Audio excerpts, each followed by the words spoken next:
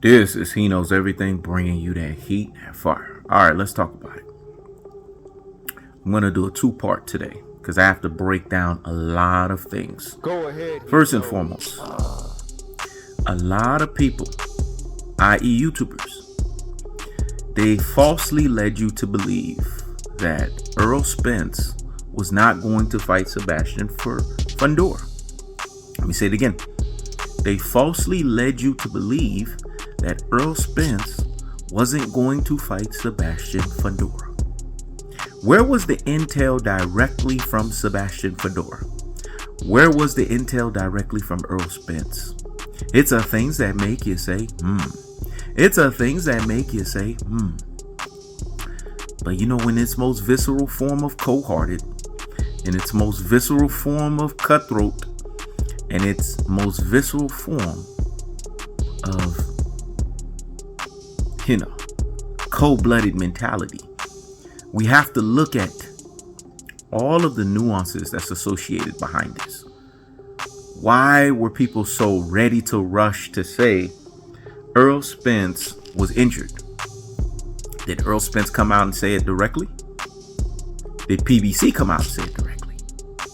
Did Sebastian Fundora come out and say it? Directly.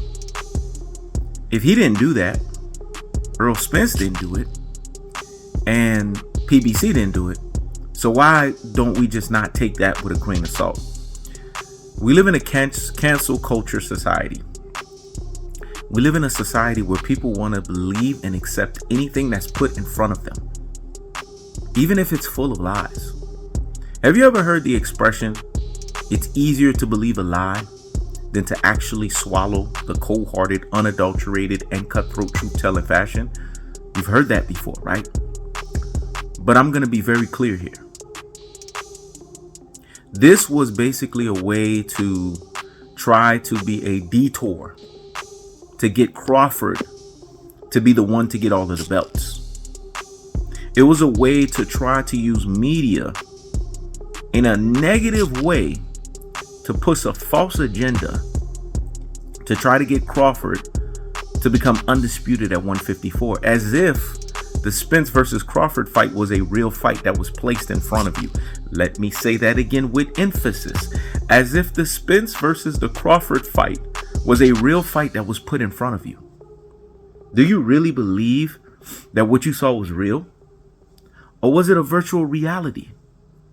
Or was it a 3D? Or was it an infinite Tsukuyomi? You never know.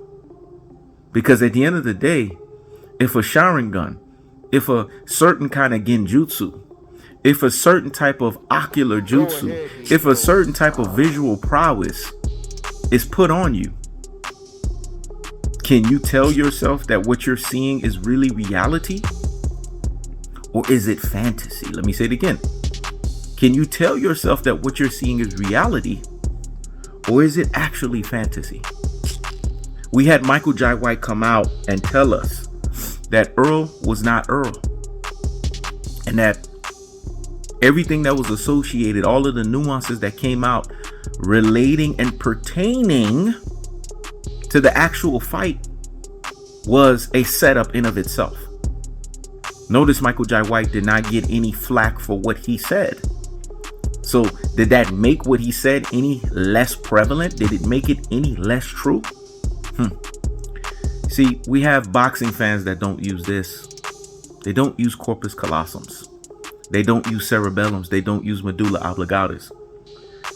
So anything that's put in front of them, they're going to believe it. Terence Crawford working with Snack, working with Victor Conte. Everyone knows by now how dirty Victor Conte is. Is this a secret? Do we need Balco's history? All you have to do is Google it. Do we need Biogenesis's history? All you have to do is Google it. Do we need Devin Haney and the bloating of 25 pounds? Going past the CASC, going past the NYSC. These are recent events. New York State Boxing Association and Commission, California State Boxing Association and Commission, coming in as a lightweight when he's actually coming in as a light heavyweight. Mauricio Solomon called out Bill Haney for this. So we know all of these things are factored in. Terence Crawford having roid rage, prevalent of PED usage in the press conference in Spence versus Crawford. See, all roads lead to Spence. Why do you think there's been failed negotiations with Spence versus Crawford? Have you thought about that? Has that dawned on you? Has that been something that you actually allowed yourself to do some critical thinking, some reasonable thinking, some effective thinking? All roads still lead to Spence. And if Terence Crawford wants to get big paydays, if Terence Crawford wants to quote unquote establish his legacy, he's going to have to go through Spence 2 and Spence 3. Yes, there still will be a trilogy. And yes, the Fundora fight is still on. It's just been pushed back to December and January. A great friend of mine's, i.e. Wilson, shout outs to you and salute to you, brother. He said this reminded him of Muhammad Ali and how Joe Frazier won the first time. And everybody's starting writing off Muhammad Ali as if Muhammad Ali wasn't shit anymore. Oh, he's past his prime. He's done. He's stick a fork in him. He's retired. Get him out of there. But you know, there's a great quote by the great Michael Jordan that tells us it's not how you start, but it's how you finish. Michael Jordan said that. And how did Muhammad Ali finish that? What was the lasting legacy between Ali and Frazier? Muhammad Ali got the last laugh. Floyd Mayweather said it best. A minor setback for a major comeback. Self-preservation is the law of the land. So at the end of the day, the minor setback, which is Errol Spence supposedly lost a cockamamie fake fight versus Terence Crawford. Yes, I said it, and I will continue to uphold it. Even Gervonta Tank Davis went as far as to say that Errol Spence was high as a fucking kite. To then a major comeback, which is Spence is going to win the second and the third fight. Now, this sounds like conspiracy. This sounds like hearsay. This sounds like nonsense, right? But don't you see how the events are unfolding? Don't you see that Crawford, I can only fight Spence at 147. Then he have to move his rabbit ass to 154. Oh, I'm not fighting Errol Spence anymore.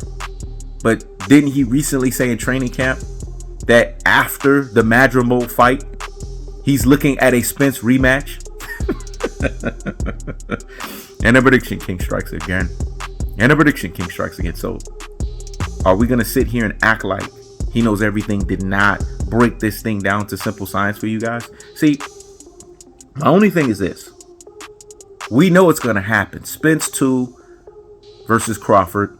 Spence 3 versus Crawford. It's really the mindset of Errol Spence. How does Errol Spence want to end Spence 2 versus Crawford, Spence 3 versus Crawford, and what note he wants to be on? And I'm going to elaborate that in part 2. This is what I believe. I believe that Errol Spence needs to get back with Derrick James. Put all of that immature nonsense crap to the side. This has been your trainer leading up until this point. You're too old at this point to be trying to get a new trainer, to trying to learn some new damn tricks. Stick to what you know, bulldozing niggas fashion, and bone crushing power.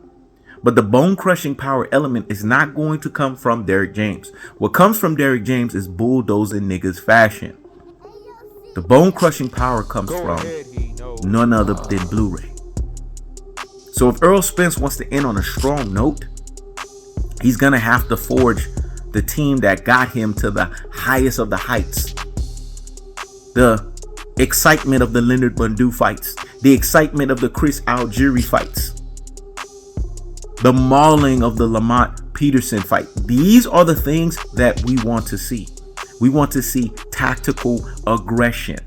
We want to see technical punching placement, and we want to see body snatching work.